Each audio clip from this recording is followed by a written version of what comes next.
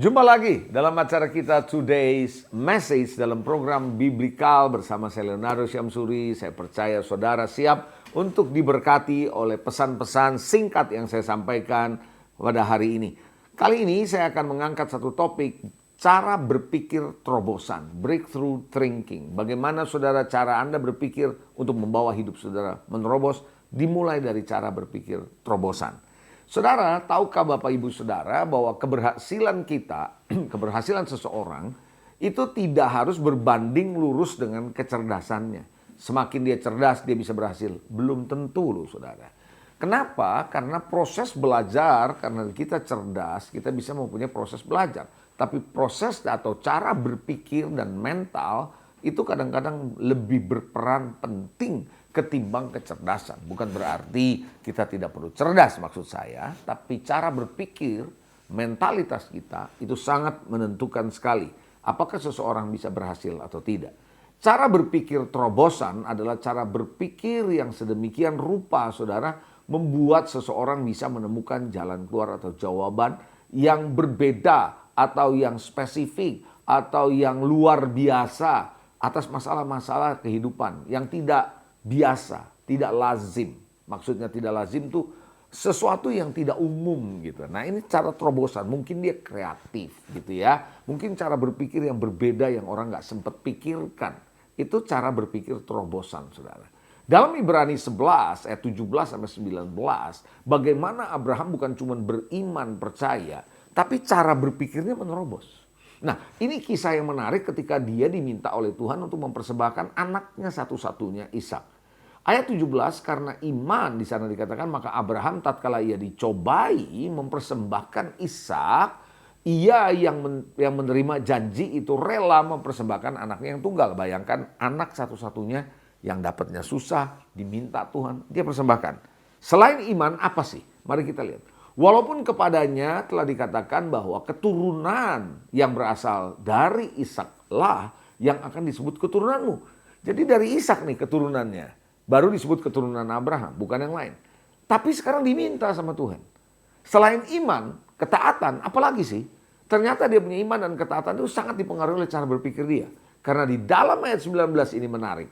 Karena ia Abraham berpikir, cara berpikirnya. Dia berpikir bahwa Allah berkuasa membangkitkan orang-orang sekalipun dari antara orang mati. Jadi dia tuh berpikir, kalaupun mati Tuhan bisa bangkitkan. Kalau itu ada buktinya atau contohnya maksud saya, sudah ada contoh orang mati dibangkitkan, ya nggak apa-apa. Tapi belum pernah ada masalahnya. Belum pernah ada peristiwa orang mati dibangkitkan. Tapi dia bisa mikir gitu loh. Jadi dia cara berpikirnya, dia percaya Tuhan, dia menerobos dan membuat dia taat. Dan dari sana ia seakan-akan telah menerimanya kembali. Tuh, cara berpikirnya gitu. Ini cara berpikir terobosan yang berkaitan dengan iman, saudara. Jadi selalu cara berpikir terobosan dengan iman ini bekerja sama. Amin. Nah, ciri-ciri orang yang punya cara berpikir terobosan itu seperti apa sih? Saya melihat ya, orang-orang yang berpikir terobosan ini punya cirinya. Contoh ya kalau ada orang yang bisa merasa gini, saya nggak bisa, saya nggak mampu, saya anak kampung, saya anak orang miskin, saya sekolah pendidikan, saya cuma SD dan sebagainya. Kalau kita selalu berpikir demikian, jangan berharap selalu mengasumsikan saya nggak bisa lah, keterbatasan lah, ini itu saya kurang lah. Kita nggak mungkin bisa mencapai sebuah hasil yang baik. Karena cara pikir kita menentukan demikian. Padahal kita ini termasuk cerdas sebenarnya. Tapi kalau kita merasa bahwa ya walaupun saya serba terbatas, saya yakin saya bisa. Saya percaya saya mampu, saya percaya saya bisa dan seterusnya. Cara berpikirmu adalah cara berpikir yang mengizinkan Anda mengeksplorasi, mengeksplor, mencoba hal-hal yang kelihatannya mustahil sekalipun. Nah, ini cara berpikir terobosan. Saya pasti menemukan jalan keluar. Misalnya seperti itu. Makanya kenapa Thomas Alva Edison pada akhirnya menemukan lampu atau listrik. Karena dia coba terus dan dia yakin dia bisa. Itu menerobos. Nah, yang pertama saya melihat cara berpikir terobosan adalah seperti ini. Dia hidup, merasa bahwa hidup ini adalah dalam kendali saya. Dia adalah manusia yang merasa bahwa dia bukan akibat dari seseorang. Akibat dari keadaan. Enggak. Tidak menyalahkan keadaan, tidak menyalahkan orang lain, tapi dia merasa dirinya bertanggung jawab dan ini ada dalam kendali saya. Saya yang menentukan masa depan saya. Saya yang menentukan keberhasilan saya. Saya yang merasa bahwa saya yang menentukan apakah saya mau berhasil atau tidak. Jadi Tuhan akan mengerjakan bagian yang Anda dan saya tidak bisa lakukan. Tapi Tuhan mau Anda melakukan apa yang Anda bisa lakukan. Nah, oleh karena itu hidup di dalam kendali sendiri maksudnya adalah Anda tidak menyalahkan orang lain. Anda merasa hidup ini adalah saya bertanggung jawab. Ketika Anda merasa seperti itu menurut saya adalah salah satu cara berpikir terobosan. Karena kalau Anda merasa saya bertanggung jawab, Anda akan mencoba mengerjakan bagian Anda karena itu adalah tanggung jawab Anda. Anda tidak mencari alasan, tidak membenarkan, emang saya nggak bisa, saya lahirnya memang begini. Nggak seperti itu. Orang yang merasa dirinya memegang kendali, yang punya pikiran terobosan, tidak gampang cari alasan. Dan selalu bersukacita, selalu bersyukur atas apa yang mereka miliki. Mereka tidak membandingkan diri mereka dengan orang lain. Tidak pernah ngeluh, tidak pernah komplain. Ciri yang pertama, hidup dalam kendali sendiri. Bukan orang lain, tidak nyalahkan orang lain antara dia dengan Tuhan. Yang kedua, untuk mencapai sebuah keberhasilan atau suatu tujuan, diperlukan komitmen dan pengorbanan. Dia berpikir begitu. Kalau mau berhasil, kalau mau maju, kalau mau mencapai tujuan Tuhan, tidak bisa tidak, harus ada komitmen, harus ada pengorbanan. Tidak nunggu dikasih hadiah dari orang lain. Nunggu lalu diberikan. Enggak. Orang yang berpikir menerobos, cara pikirannya terobosan, selalu tahu bahwa dia harus berani mempunyai komitmen dan pengorbanan.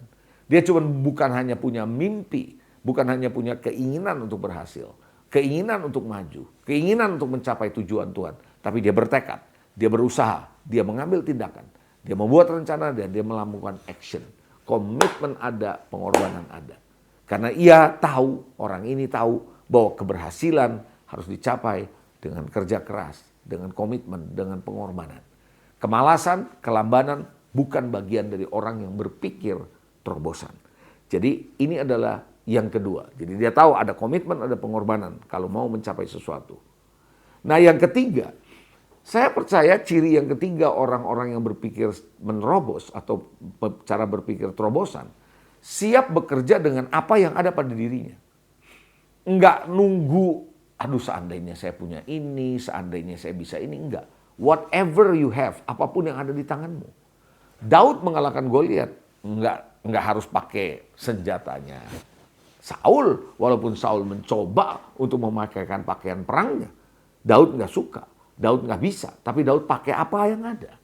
Saudara, Tuhan juga berkata kepada Musa, apa yang ada di tanganmu? Tongkat, itu cukup kok bersama dengan Tuhan. Jadi orang yang berpikir terobosan tuh nggak mikir yang nggak ada, tapi dia mikir yang ada apa yang saya bisa gunakan. Apa yang saya bisa? Talenta saya, kemampuan saya, pengalaman saya, iman saya, pengharapan saya sama Tuhan, ada firman Tuhan, ada janji Tuhan. Jadi dia tidak pernah mengkhawatirkan apa yang nggak ada pada dirinya, saudara. Dan dia berpikir dan membuat rencana bukan dengan yang tidak ada, tapi yang ada. Nah, jadi dia bekerja dengan apa yang ada. So just do it dengan apa yang ada. Dan ini dilipat gandakan. Tuhan juga begitu. Yesus dengan 5 roti dan 2 ikan kok. Apa yang ada? Dipecah-pecahkan dengan mujizat Tuhan. Dan terjadilah 5.000 orang laki-laki bisa makan dengan kenyang.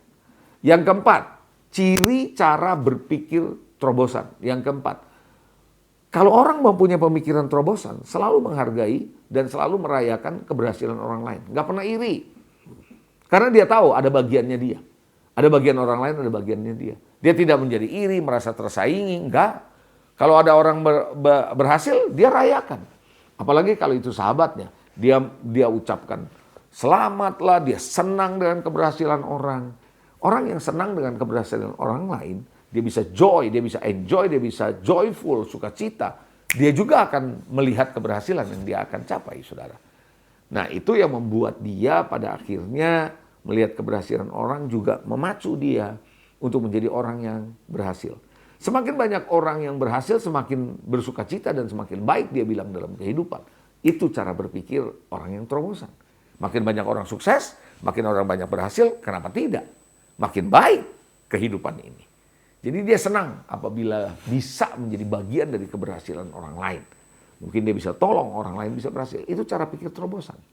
Nah, saya percaya saudara itu adalah yang keempat. Yang kelima, ciri dari cara berpikir terobosan yang kelima adalah orang ini berpikir besar.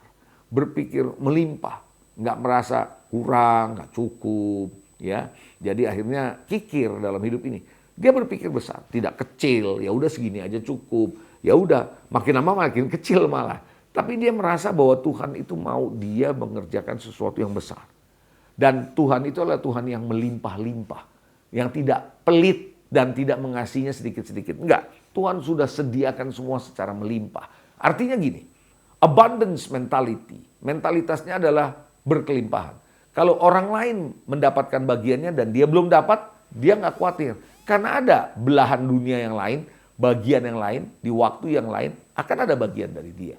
Tidak ada kekurangan. Jadi orang yang punya mental kemiskinan atau kekurangan, pada umumnya serakah tuh. Pada umumnya. Ngambil, simpenin semua. Karena mentalitas kurang. Mentalitasnya nggak abundance. Ya, jadi saudara kalau Anda punya berpikir besar, melimpah, itu cara berpikir terobosan.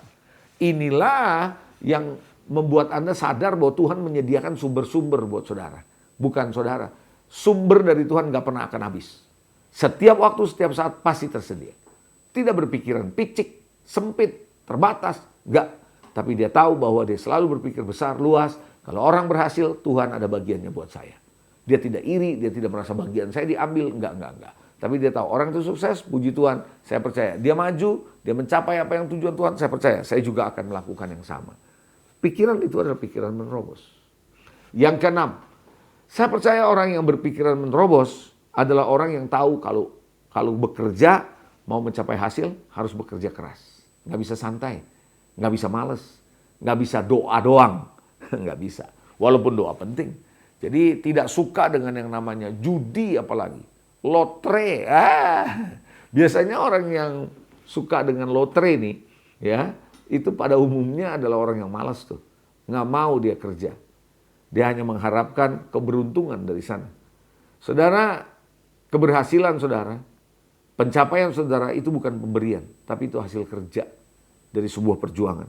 Jadi orang yang tahu cara berpikirnya menerobos, dia selalu menjalani kehidupan yang berani bekerja keras. Dia determinasi, punya motivasi kerja sebagai seorang pekerja keras. Tidak santai. Setiap waktu dia akan gunakan dengan baik. Dia menjadi orang yang produktif sekaligus efektif. Yang ketujuh, saya akan bagikan yang terakhir. Ciri dari orang yang berpikir terobosan. Dia selalu melihat masa depan. Cara berpikirnya nggak masa lalu. Yang lalu memang dia sudah lewati, nggak enak. Tapi dia selalu melihat ke depan. Dia punya pengharapan ke depan. Dia menyongsong masa depan. Orientasinya ke depan. Belajar dari masa lalu. Hidup di saat ini. Tapi membangun hidup untuk ke depan. Dia selalu punya pengharapan. Dia selalu tahu yang terbaik ada di depan dia. Dia bukan orang yang tidak berani berinteraksi dengan generasi muda. Karena generasi di depan. Dia adalah orang yang mau berinteraksi, mau bekerja sama dengan generasi di masa akan datang. Yaitu generasi muda. So, miliki cara berpikir terobosan. Saya percaya Anda bisa menerobos dalam hidup ini. Dimulai dari pikiran Anda. God bless you. Sampai jumpa di acara kita selanjutnya, Today's Message.